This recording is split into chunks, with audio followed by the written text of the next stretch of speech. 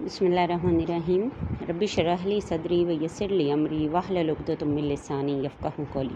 السلام علیکم dear students, آج ہم چیپٹر 5 شروع کر رہے ہیں جس کا ٹاپک ہے اسلامی قانون فقہ، اس کا تعارف۔ ویسے تو یہ پورا چیپٹر 2 لیکچرز پر مشتمل ہے، ایک میں آپ کو اسلام کا تعارف اور اسلامی قانون فقہ کا تعارف اور اسلامی قانون فقہ کے ادوار پر بحث ہوگی۔ دوسرا ٹاپک اس کا دوسرے لیکچر کا ہے کہ اسلامی قانون فقہ کے ماخذات۔ لہٰذا ہم شروع کرتے ہیں۔ فقہ کیا ہے؟ فقہ جسے آپ کہتے ہیں فقہ، تو لغوی معنی میں اس کا مطلب تو ہے شک کرنا، کھولنا، پھاڑنا، فتح کرنا، اور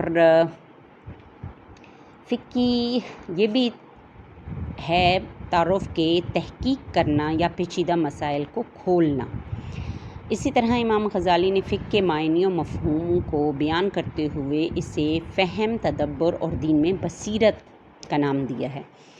اس اللہ تعالیٰ نے یعنی جو قرآن میں ہمیں احکامات نازل کیے ہیں ہمارے لیے، ان کو کھول کر موجودہ مسائل پر ان کا اطلاق کرنا، یا یوں کہہ لیں کہ اسلامی شریعہ کی اصطلاح میں لفظ فقہ کو دینی مسائل کی معرفت کے لیے استعمال کیا جاتا ہے۔ فقہ وہ علم ہے جس کے ذریعے شرعی مسائل کو جانا جاتا ہے۔ کوئی بھی شرعی مسائل کا حل جب آپ تلاش کرتے ہیں یا فقہا تلاش کرتے ہیں تو اس کو فقہ کہتے ہیں، جسے آپ عام عموماً الفاظ میں فقہ کہہ کے پکارتے ہیں۔ پھر یہ مسائل کا حل کون تلاش کرتا ہے؟ تو یہ میرا یا آپ کا یا کسی عام مولوی صاحب کا یا عالم کا کام نہیں ہے، بلکہ یہ فقیہ کا کام ہے۔ اور فقیہ کون ہے؟ فقیہ وہ عالم ہے جو تدبر اور تفکر کے ذریعے احکام کے حقائق کا پتہ چلائے اور مشکل اور خفیہ حقائق کو واضح کرے، ٹھیک ہے نا۔ اسی طرح قرآن میں بھی جگہ جگہ فقہ کے بارے میں بیان کیا گیا اور اس کے مفہوم کی وضاحت بھی کی گئی۔ جیسے ایک قرآن میں آیت مبارکہ ہے کہ اور مومنوں کو یہ مناسب نہیں کہ سب کے سب نکل پڑیں، یعنی جہاد کے لیے نکل پڑیں، تو کیوں نہ ان کی جماعت میں سے ایک گروہ نکلے تاکہ وہ دین میں سمجھ حاصل کرے اور اپنی قوم کو ڈرائیں جب وہ ان کی طرف لوٹیں، تاکہ وہ بھی بچاؤ اختیار کر سکے۔ یعنی دین میں سمجھ بوجھ حاصل کرنا چاہیے ایک جماعت کے لیے، یہ بھی ضروری ہے۔ حضور صلی اللہ علیہ وسلم کا فرمان بھی بہت جگہوں پر فقہ کے بارے میں آیا ہے ہمارے سامنے، جیسے کہ آپ صلی اللہ علیہ وسلم کا ارشاد ہے، جس کے ساتھ اللہ بھلائی کا ارادہ کرتا ہے اسے دین میں بصیرت عطا کرتا ہے۔ ایک اور جگہ پر آپ صلی اللہ علیہ وسلم نے حضرت معاذ بن جبل کو یمن کے لیے روانہ کیا اور ان سے دریافت کیا کہ اے معاذ، تم وہاں جا کر لوگوں کے مسائل کا حل کیسے تلاش کرو گے؟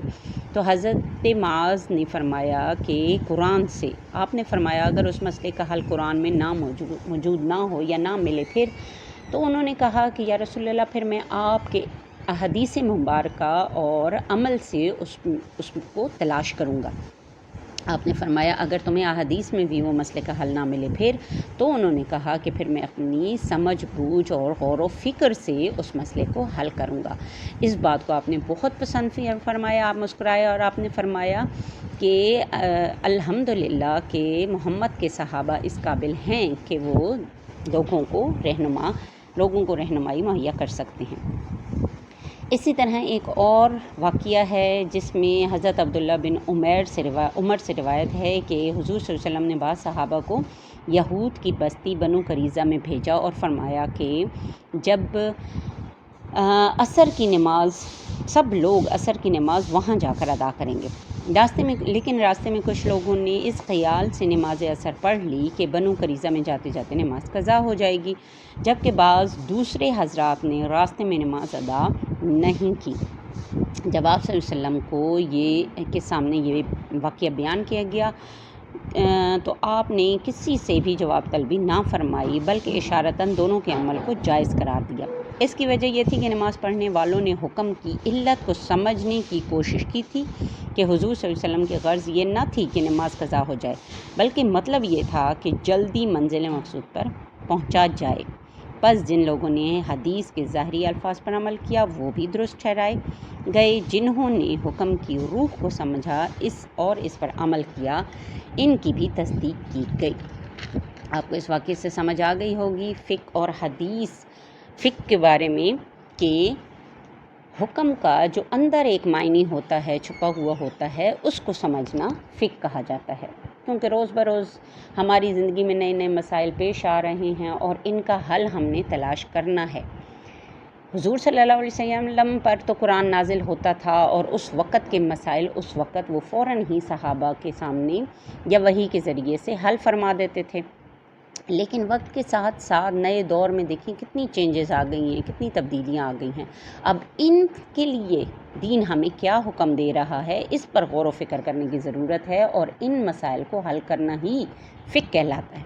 چھوٹی سی مثال دیتی ہوں، جیسے اس وقت موبائل نہیں تھا، آج کل موبائل کا استعمال ہو رہا ہے، تو دین فقہ ہمیں یہاں کیسی رہنمائی کر رہا ہے کہ ہم نے کیسے ان مسائل کو جو موبائل سے پیش آ رہے ہیں کیسے حل کرنا ہے۔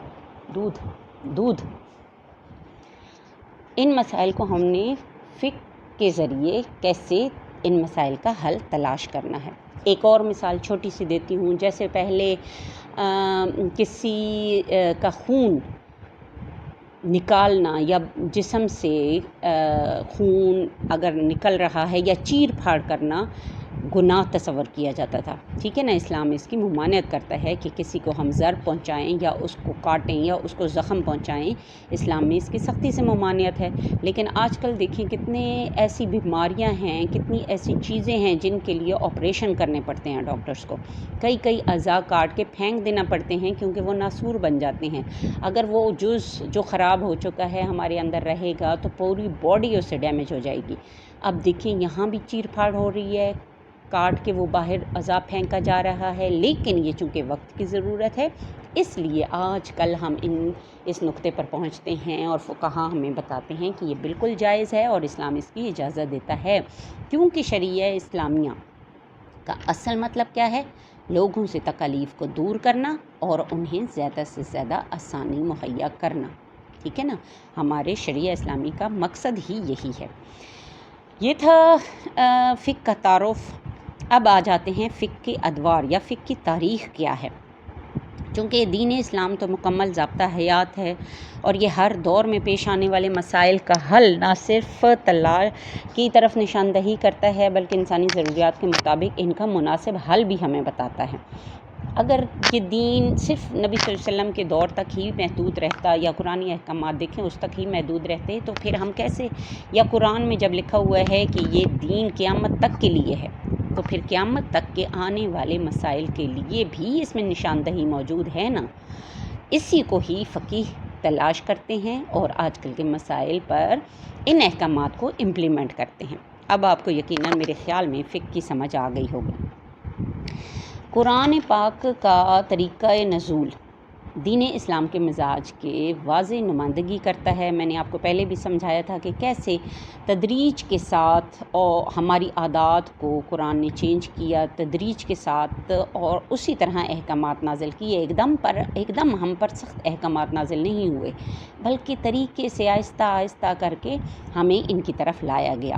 اسی طرح جیسے احکامات نازل ہوتے گئے، آپ صلی اللہ علیہ وسلم بھی صحابہ کا کوئی مسئلہ اگر درپیش ہوتا تو اللہ کی طرف سے وحی کی صورت میں آپ کو وہ ہدایت دے دی جاتی اور پھر آپ صلی اللہ علیہ وسلم اپنے صحابہ کی رہنمائی فرما دیتے۔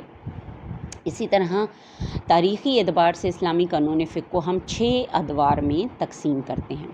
پہلا دور رسالت کہلاتا ہے۔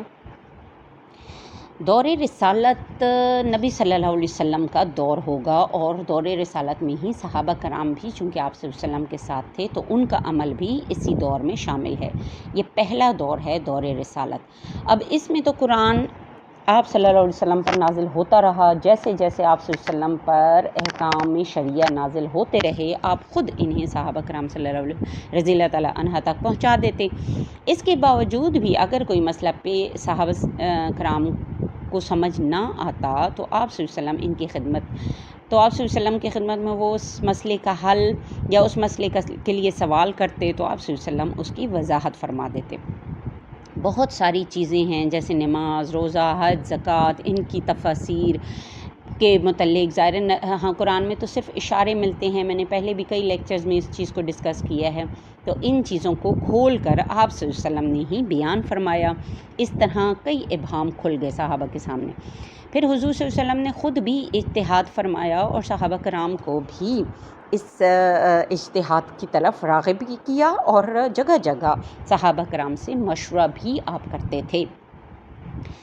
جیسا کہ اذان کے لیے آپ نے صحابہ کرام سے مشورہ کیا، جنگ بدر میں آپ کو بیان کر چکی ہوں، جنگ احد میں، جنگ خندق کے موقع پر، آپ صلی اللہ علیہ وسلم کی زندگی کے بلکہ ہر چیز پر جب ہم گہرائی سے جائزہ لیتے ہیں تو آپ باقاعدہ صحابہ سے مشاورت کر کے ہی فیصلہ کرتے تھے۔ اسی طرح دور رسالت میں صحابہ کرام کا اجتہاد بھی آپ کے سامنے ہے، جیسے میں نے ابھی ایک واقعہ آپ کو بتایا تھا بنو قریظہ کی بستی میں جانے کا، کہ آپ صلی اللہ علیہ وسلم نے ان کو نماز عصر وہاں جا کر ادا کرنے کا حکم دیا، لیکن کچھ صحابہ نے راستے میں ادا کر لی، کیونکہ وہ آپ کے حکم کا معنی سمجھ گئے تھے، مفہوم سمجھ گئے تھے کہ آپ کا مقصد تھا وہاں جلد از جلد پہنچنا، لہٰذا انہوں نے راستے میں، آپ کو پتہ ہے ویسے بھی نماز آدھی ہو جاتی ہے، تو جو لوگ آگے ہوتے ہیں وہ کوشش کرتے ہیں کہ ہم ادا کر لیں، ہماری نماز قضا نہ ہو جائے، جب تک پچھلے ہم آئیں گے تو ہم بھی بنو قریظہ ان کے ساتھ پہنچ ہی جائیں گے۔ یہ ایک واقعہ تھا۔ ایک واقعہ حضرت معاذ بن جبل کا تھا، جو یمن روانگی کے وقت پیش آیا تھا۔ ان سے بھی آپ صلی اللہ علیہ وسلم کی زندگی میں ہی پتہ چل گیا کہ صحابہ کرام صلی اللہ علیہ وسلم کو ایسی تربیت آپ نے فرمائی کہ وہ فقہی مسائل کا حل خود سے تلاش کرنا شروع ہو گئے تھے۔ دوسرا دور آ جاتا ہے دور خلافت راشدہ۔ دور خلافت راشدہ اسلام کا یقیناً ایک سنہری دور تھا، اور اس میں بہت فتوحات بھی ہوئیں، اور اسلامی سلطنت کا دائرہ بہت دور تک وسیع وسعت اختیار کر گیا اور پھیل گیا۔ آپ صلی اللہ علیہ وسلم کے وصال کے بعد مسائل کے حل کے لیے صحابہ کرام کا اصل ذریعہ تو قرآن و سنت ہی تھا، لیکن اگر کوئی ایسا مسئلہ پیش آ جاتا جس کا حل قرآن و سنت میں نہ ملتا تو صحابہ کرام اس پر اجتہاد کے ذریعے سے اس کا حل تلاش کرتے تھے۔ اسی دور میں ہی اجماع امت کی بنیاد بھی پڑی۔ آپ صلی اللہ علیہ وسلم کے وصال کے بعد جو مسائل پیش آئے، ان میں خاص طور پر آپ صلی اللہ علیہ وسلم کی تدفین، خلافت کا مسئلہ۔ اب یہ دیکھیں، یہ ایسی چیزیں تھیں جو آپ صلی اللہ علیہ وسلم کی زندگی میں پیش نہیں آئیں، تو صحابہ کرام کو پتہ بھی نہیں تھا کہ ان کا حل کیسے پھر تلاش کیا جائے۔ اگر آپ کے سامنے ہوتا وہ تو آپ سے دریافت کر لیتے نا، لیکن اب یہ ایسی چیزیں تھیں جو آپ کے بعد پیش آئیں، خلافت راشدہ کے دور میں پیش آئیں، یعنی آپ جب وفات پا گئے تو آپ کی تدفین کے لیے بہت بڑا مسئلہ پیدا ہو گیا، وہ میں نے آپ کو پچھلے لیکچر میں بتایا تھا۔ پھر خلافت کا مسئلہ اٹھ کھڑا ہوا کہ اب خلیفہ کون بنے۔ اسی طرح لشکر اسامہ واپس آ گیا تھا آپ صلی اللہ علیہ وسلم کی وفات کا سن کر، اس کی روانگی۔ اسی طرح مرتدین زکوٰۃ اٹھ کھڑے ہوئے تھے کہ ہم نبی صلی اللہ علیہ وسلم کی زندگی میں تو دیتے رہے زکوٰۃ، اب جب تک اب وہ نہیں رہے تو ہم زکوٰۃ کیوں ادا کریں اور کس کو ادا کریں، ہم نے زکوٰۃ نہیں دینی۔ تو یہ تھے مرتدین زکوٰۃ، یعنی زکوٰۃ دینے سے انکار کر گئے تھے جو لوگ، ان کے خلاف بھی حضرت ابوبکر نے جنگ لڑی تھی۔ تو یہ جنگ کا فیصلہ بھی اسی فقہ کی روشنی میں ہوا۔ پھر تدوین قرآن کا مسئلہ، کیونکہ دیکھیں قرآن حضور صلی اللہ علیہ وسلم کی زندگی میں نہیں لکھا گیا، مطلب لکھا گیا لیکن حصوں میں لکھا گیا، اکٹھا ایک کتاب کی صورت میں نہیں لکھا گیا۔ یہ میں نے آپ کو پڑھایا تھا پچھلے لیکچرز میں بھی۔ تو یہ بہت بڑا مسئلہ تھا۔ پھر نماز تراویح، اس طرح بے شمار اختلافی مسائل سامنے آئے جن کو حل کرنے کے لیے صحابہ نے قرآن و سنت کو بنیاد بنایا۔ اگر کسی مسئلے کا حل قرآن و سنت میں موجود نہ پاتے تو پھر اجتہاد فرماتے۔ اسی طرز عمل کو تمام صحابہ کرام نے اختیار کیا، اور پھر تمام علماء امت اور فقہا نے اسی بنیاد پر فقہ کی عمارت کو استوار کیا۔ اس دور کے بہت بڑے بڑے فقیہ جو تھے وہ ان میں حضرت عمر فاروق، حضرت علی، حضرت عبداللہ بن مسعود، حضرت عبداللہ بن عباس، زید بن ثابت، حضرت عبداللہ بن عمر اور حضرت عائشہ رضی اللہ تعالیٰ عنہا قابل ذکر ہیں۔ تیسرا دور جو شروع ہوا وہ تابعین اور تبع تابعین کا دور کہلاتا ہے، یا بنو امیہ کا دور کہلاتا ہے، ٹھیک ہے نا، اسے بنو امیہ کا دور ہے اور اسے تابعین و تبع تابعین کا دور بھی کہا جاتا ہے۔ اب اس دور میں صحابہ کرام تو فوت ہو گئے تھے، ان کے شاگرد تھے جو تابعین تھے، پھر ان کے بھی شاگرد تبع تابعین کہلائے۔ انہی حضرات کی کوششوں سے بہت سے نئے مکاتب فکر نے جنم لیا اور انہی حضرات کے قائم کردہ اصولوں پر آگے چل کر فقہ خمسہ نے اجتہاد و استنباط کے ذریعے فقہ اسلامی کی تدوین کی، یعنی فقہ کو لکھنا شروع کیا، تدوین کی۔ جیسے قرآن کی تدوین ہوئی، حدیث کی تدوین ہوئی، ایسے ہی فقہ کی تدوین ہوئی۔